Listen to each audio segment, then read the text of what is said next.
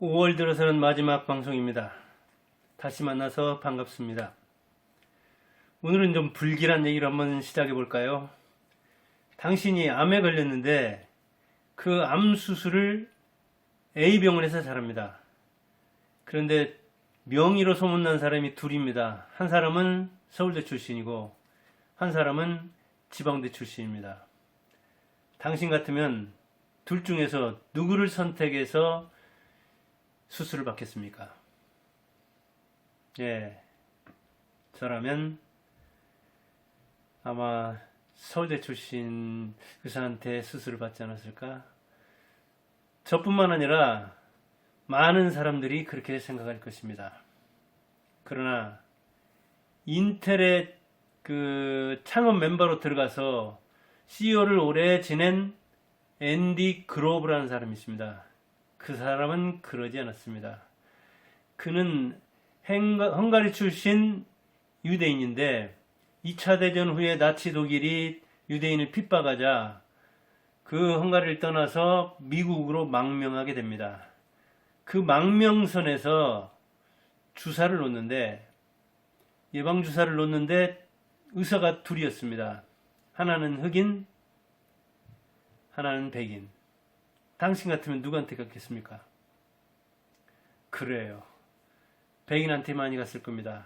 그때도 백인 줄이 길었습니다. 백인 의사 줄이. 그런데 앤디 그로브는 흑인 의사한테 가서 팔을 내밀었습니다. 왜요?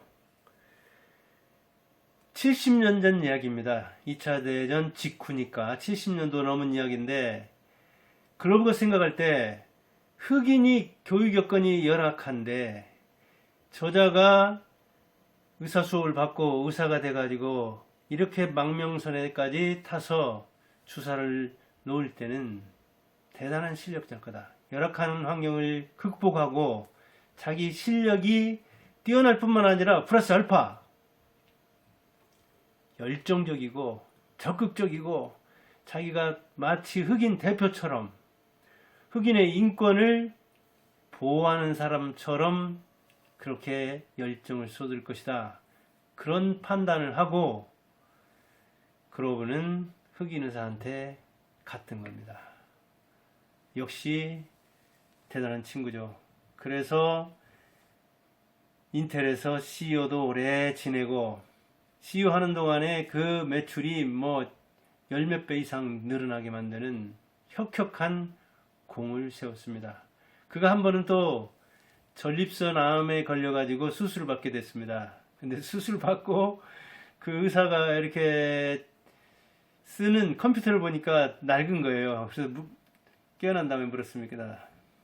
당신이 지금 쓰는 컴퓨터가 무슨 기종인가요? 하니까 286이라고 하니까 그거 지금 나온 지가 13년도 넘었는데 지금도 그거 쓰고 있습니까? 환자 주제에 주치의한테 집도의한테 그렇게 반발을 했다는 아주 유명한 일화가 나옵니다. 그로브를 둘러싼 일화 두 가지에서 보듯이 그는 아주 힘든 상황에서도 정말 궁핍한 상황에서도 머리를 굴렸습니다. 그리고 수술을 마치고 깨어나서도 그 애사심을 발휘해서 자기 인텔 회사에서 나오고 있는 지금 기종이 어떤 기종인데 지금 어느 시대인데 이런 기종을 쓰느냐고 직업의식을 발휘해서 집도에게 따뜻하는 그런 일화가 전합니다. 자, 그는 탈피한 게 있습니다. 먼저 우리가 본받아야 할 게 바로 그런 겁니다. 그래서 이렇게 한번 써왔습니다. 우리가 벗어나야 할 것, 탈피할 것 세 가지입니다. 먼저는 고정관념입니다. 우리는 흑인 하면 되게 좀 미개하게 보잖아요. 무능하게 보잖아요. 저도 사실 얼마 전에 1년 반 전이던가요? 그때 이제 내시경을 받고 이번에 또 받았는데 10번 이상 받은 내시경 중에 처음으로 받은 여자 의사한테 그 내시경이 2018년 내시경이었습니다. 우리가 의사 하면 남자, 그리고 여자는 간호사, 그렇게 직업관이 고정되어 있는 측면이 있잖아요. 그래서 여자 하면 그래도 경험이라도 있고 뭔가 중후한 맛이라도 있어야 신뢰가 가지. 젊은 데다가 여자면 의사로서도 좀 시원찮아 보이고, 그리고 도구는 남자가 만들어서 남자가 많이 썼기 때문에 그 의료 첨단 기기를 다루는데도 여자가 시원찮을 거라고 생각하죠. 그런데 뒤집어 놓고 생각해 보면 여자가 그 많은 내과 의사들이 모여 있는 곳에, 또는 여자 한의사는 더욱더 이렇게 좀 뭔가 중년 넘어서 경험이 돈독할 때, 그럴 때 자기 몸을 맡긴다고 생각하잖아요. 그런데 젊은 여자 한의사가 개업을 했다면 그만큼 실력을 쌓았고 자신감이 있다는 이야기이기도 하잖아요. 그래서 생사 여탈이 걸려 있지 않으면, 죽고 사는 문제가 아니라면 한번 자기의 몸을 진료하게 하는 것도 괜찮잖아요. 근데 우리가 그런 선택을 못 한다고요. 저도 진짜 내시경 처음으로 여자 의사한테 받았는데, 일반 내시경에서 수면 내시경 안 했기 때문에 처음부터 봤는데, 그렇다고 의사가 많은 곳이 아니니까 다른 의사한테 해달라고 할 수도 없는 문제여가지고 그 좀 신뢰 문제가 있더라고요. 역시 저도 60대요. 고정관념에 쌓인 사람이라. 우리는 이렇게 여장과 남장과 학벌, 아까도 얘기했듯이 사실은 지방대 나온 의사가 같은 병원에 있다면 서울대 나온 의사보다 더 훌륭한 거 아닙니까? 그런데도 우리는 고등학교 나와서 사법고시에 패스한 이 노무현 알아주지 않았잖아요. 서울대 나와가지고 그것도 법대 나와서 사법고시 패스한 사람을 더 알아주잖아요. 정통 코스로서 상위층에서만 논 사람을. 그러니 노무현으로서는 화가 날 만도 하죠. 사실 능력가는 중학교 나오고 고등학교 나와서 사법고시 됐다면은 그게 얼마나 힘든 일입니까? 우리는 그런데 이 지연이다, 혈연이다, 학연이다, 남녀 차별이다, 남존여비다, 이런 고정관념에 사로박혀서 흑백 같은 인종 같은 거 따지고 있고, 사실은 요즘은 늙은 사람은 꼰대다. 그 가치를 본인도 위기의식을 느끼고 남도 인정 않는데 왜 병원 같은 데서는 그렇게 좀 경험 있고 중년 넘어선 사람한테 뭔가 신뢰가 가죠? 이렇게 잣대가 어찌 보면 오락가락 하는 겁니다.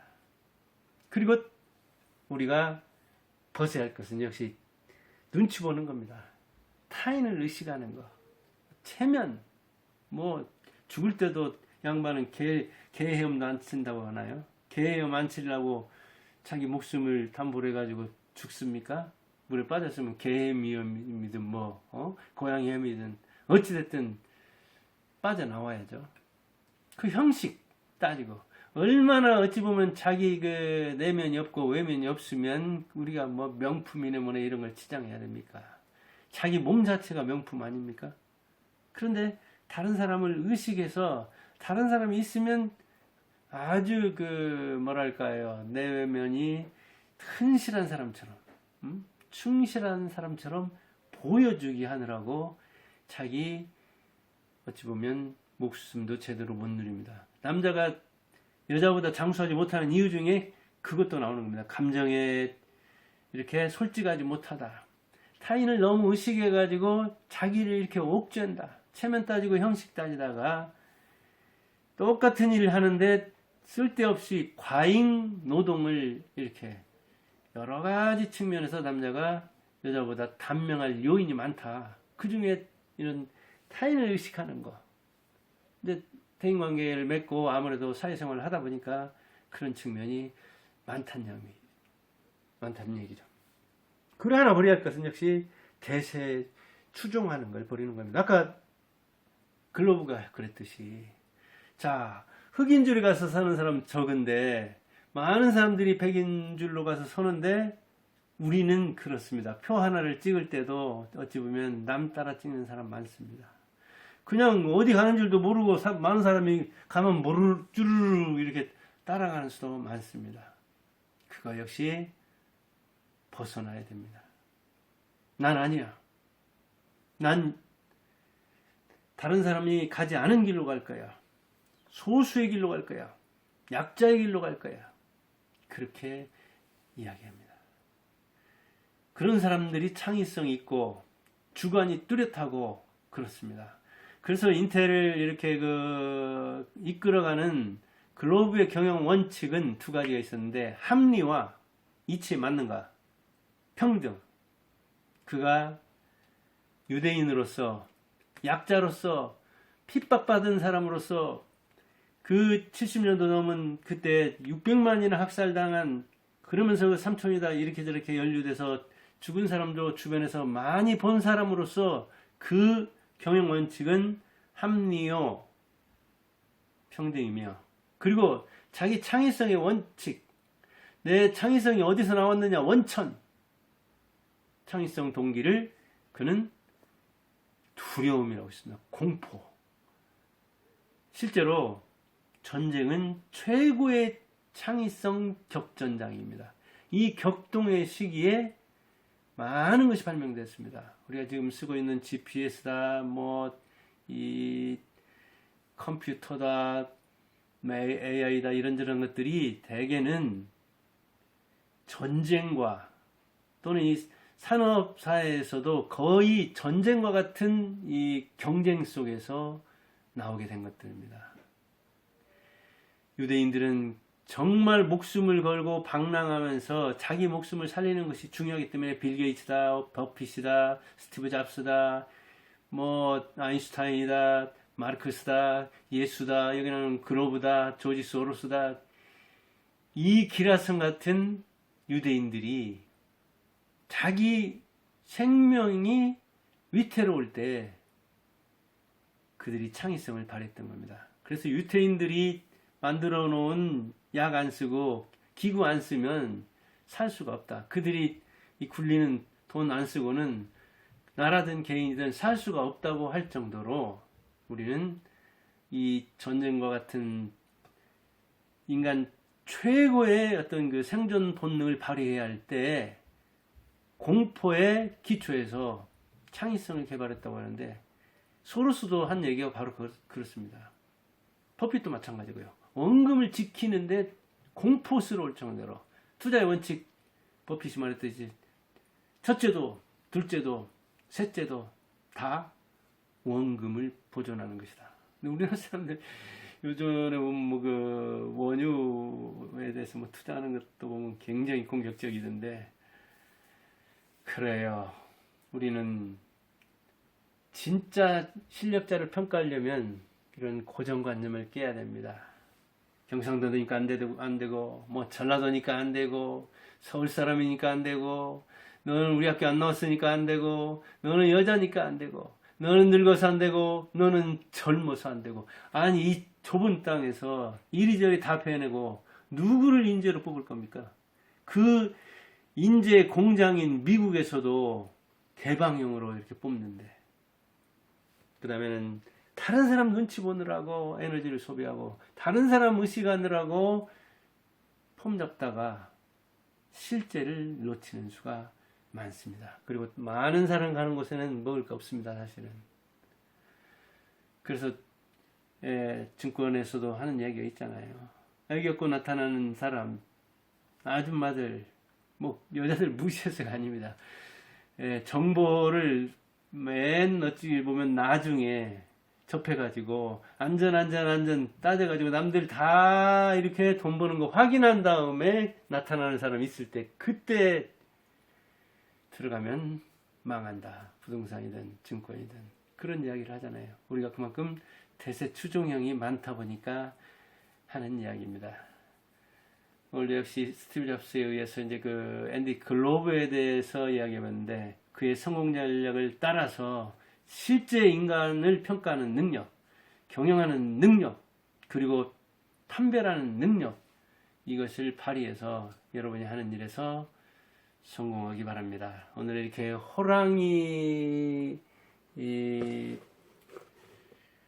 무늬를 양쪽에 똑같이 나네요. 호랑이 새끼 한 마리 있고, 어미가 두 마리 있네요. 아주 호랑이가 보유하고 있죠. 호랑이 무늬를 놓은 재질은 종이로 만든 이 종이인데도 이 두껍네. 원형 필통입니다. 여러분 인생도 멋지게 가다듬기 바랍니다. 감사합니다.